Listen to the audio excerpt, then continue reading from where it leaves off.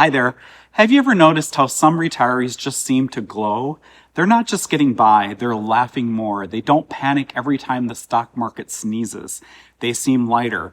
Today I want to unpack why that is, because the difference between a stressed retiree and a thriving retiree usually isn't luck, it's habits. And I'm speaking from some experience here too, and have seen these habits play out in my own life because I'm going on my first year of early retirement.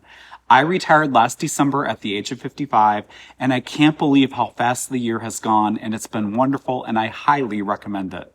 So in this video, I'm going to walk you through my 9 habits that help you future-proof your retirement so you can handle market crashes, policy changes, and all the random stuff life throws at you without constantly wondering, is this all going to fall apart?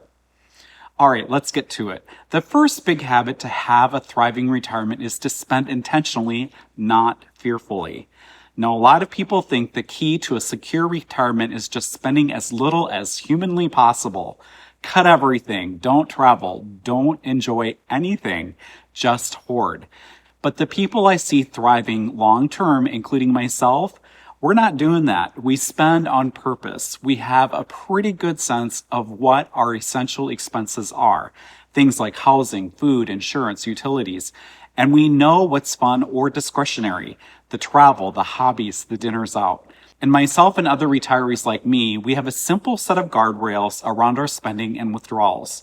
So instead of saying I must stick to exactly 3.27% withdrawal every single year, it's more like if markets are up, we can give ourselves a small raise, but if markets are down, we'll tighten the belt a bit. Now that's flexible and smart and in no way chaotic. This kind of intentional spending protects you in 2 ways. It reduces the odds that you'll overspend during the good times, and just as important, it stops you from underspending out of fear and wasting your healthiest years. If you've never actually written down your essential versus nice to have spending, that's your first little assignment from this video. Now that goes hand in hand with the second habit I see, protecting your sleep at night money. Thriving retirees almost always have some version of a sleep at night bucket. For some people, that's 2 to 4 years of basic expenses in a high yield savings account or other very safe investments like bonds, treasury inflation protected securities or TIPS, CDs, money market accounts, etc. This is the money that lets you see a scary market headline and say, okay, that's not fun, but we're going to be fine. I have this set up for myself, and it gives me great peace of mind as I really don't worry about headlines. Right now, for example, I've been hearing the market is due for a major correction, the AI bubble is about to burst, and so forth. But wasn't this also the prediction last year? The fact is, no one really knows, and honestly, I don't worry about it because I've protected myself by having a solid cash runway if and when there is a market downturn and recovery, and not to have to sell stocks at a loss to fund my retirement. Without some level of sleep at night money, every piece of news about the stock market feels like a personal emergency. And would you really want to have a retirement where this would be a constant worry? Of course not. With this cushion, you can give your investments time to recover instead of panic selling at the worst moment. So if you want to future-proof your retirement, a great question to ask is, how many years of expenses would let me relax when markets are ugly? And have a plan to set aside those funds for your retirement so you can have that peace of mind. Of course, money is a huge part of this, but it's not the only piece. The third habit of thriving retirees is that they treat their health as a core investment, not an afterthought. We all know health matters, but thriving retirees actually live like it matters. We move our bodies most days. That could be walking, stretching, light strength training, nothing extreme, just consistent. We pay attention to sleep. We don't just shrug off feeling exhausted all the time. The great thing about retirement, I have to tell you, is it's much easier to sleep well because that job stress is gone from your life, which honestly was the biggest cause of insomnia for me, and you get to sleep as long as you need, no alarm clock going off. Us thriving retirees also take prevention seriously. Regular checkups, do those screenings, do your every 6-month dental visits and your yearly vision exam. By no means is the goal here to become a fitness model. It's just to stay functional and independent as long as possible as you age. Better health usually means lower medical costs over time, but beyond the money, it gives you options. You can travel, you can chase grandkids around, you can say yes to more of the stuff you actually want to do. And honestly, good health gives you more confidence about your future. So if you're thinking, where do I even start? Just pick one health habit to improve this year. Maybe a daily walk, maybe strength training twice a week, maybe taking sleep more seriously. You don't need a 47-step plan, just one step. Now, even if your money and health are in good shape, there's another big trap: retiring from something with no idea what you're retiring to. That brings us to the fourth habit: thriving retirees retire to something, not just from something. I get comments all the time from people who say, financially I'm ready, but I'm afraid I'll lose my sense of purpose. I felt that too when I retired, and it does take some time to adjust, and it certainly did for me. But how I got over this fear, and the retirees like me that are thriving almost always have something meaningful they're moving toward. That might be a project or hobby they care about. It might be volunteering. It might be part-time or consulting work they actually enjoy, or creative outlets, writing, music, YouTube, woodworking, gardening, whatever lights them up. For me, it's gardening. I've become a gardening maniac since I retired, and practicing and playing the piano a lot more as well than I could before. And of course, my videos and podcasts that are my fun hobbies and a way for me to share what I've learned about preparing for early retirement and living it. When we plan for retirement, we mostly think about money, but if every day after retirement is just you trying to fill time, it gets old pretty fast. And you're going to get super bored and wish you hadn't retired, and certainly feel that loss of purpose. So to future-proof your retirement emotionally, start asking, if my paycheck wasn't part of the equation, what would I be excited to get out of bed for? And then ask, what small version of that could I start before I retire? The thriving retirees didn't figure this out after their last day at work. It's smart to already be experimenting with these things before that and finding out what you truly enjoy, so you'll be excited to retire so you can spend more time doing those things. Once you're on that path, the fifth habit makes a big difference. Keep learning and adapting. The world doesn't freeze just because you retire. Tax laws change, healthcare rules change, technology changes. Thriving retirees don't throw their hands up and say, it's all too complicated, I don't want to know. Instead, they take a simple approach. They say, I'm always going to learn enough to make the next smart decision. That might look like watching channels like this one. It might mean meeting with a fee-only planner every few years. Maybe reading one personal finance or retirement book a year, or just asking questions instead of pretending everything is fine. You don't need to become a financial expert, but if you completely outsource your understanding of your own retirement, you're always going to feel a little fragile. Future-proofing means saying, I might not know everything, but I know enough to smell when something is off. While we're on the topic of balance, there's another kind of diversification that thriving retirees are very good at, and it has nothing to do with stocks and bonds. The sixth habit is that they diversify their life, not just their portfolio. We talk a lot about diversifying investments, but thriving retirees also diversify their sources of meaning. If your entire identity is your job or your role as a parent or a single hobby, then losing that one thing by choice or by circumstance can be really painful. Future-proof retirees tend to have more than one thing going. They have a mix of solo and social activities. Some things they do at home, some outside the house.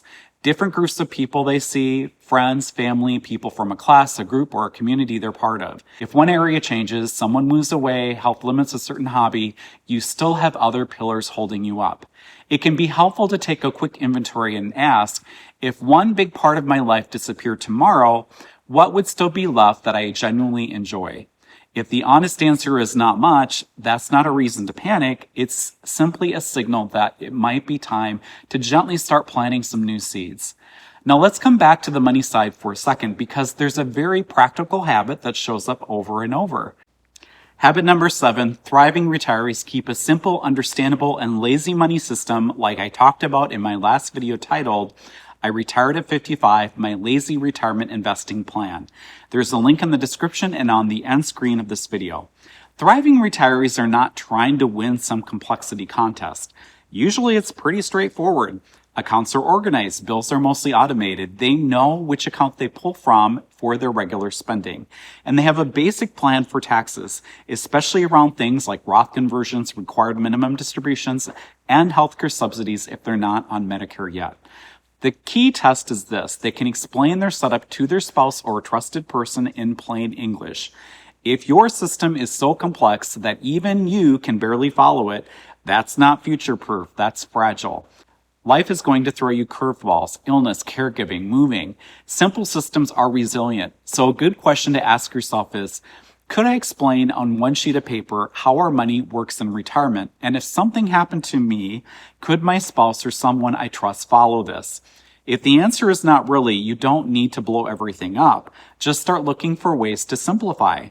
That leads into habit number 8, which is taking risk seriously, including the unsexy stuff. Thriving retirees don't just think about investment risk, they think about life risk. That includes having appropriate insurance, health, home, auto, and umbrella policy. It includes keeping key documents in order: wills, healthcare directives, powers of attorney, and making sure your beneficiaries are actually up to date. And it includes basic cyber and fraud protection, using strong passwords, turning on two-factor authentication, and being cautious with links and emails.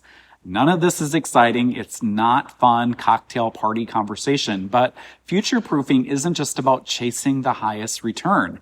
It's about making sure one bad event doesn't derail everything you've worked so hard for. You don't have to tackle all of this in a week.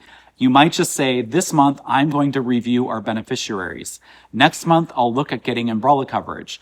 The month after I'll finally create or update our will. Bit by bit, you build a retirement that's hard to knock over. The last habit ties all of this together.